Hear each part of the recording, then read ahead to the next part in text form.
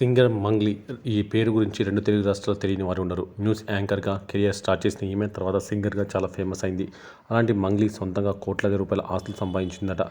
మొదట్లో ఓ ఛానల్లో తెలంగాణ యాసలో మాట్లాడుతూ ఎంతో ఫేమస్ అయిన మంగ్లీ ప్రైవేట్ ఆల్బమ్స్ పాడుతూ మంచి గుర్తింపు సంపాదించుకుంది.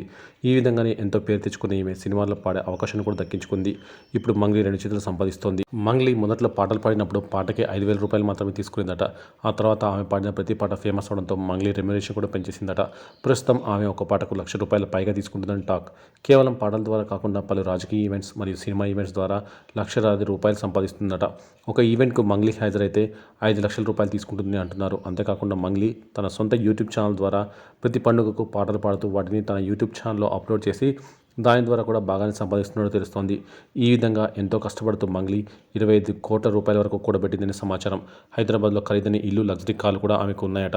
పేద ప్రజల కోసం కూడా కొంత ఖర్చు పెడుతుందట మంగ్లీ.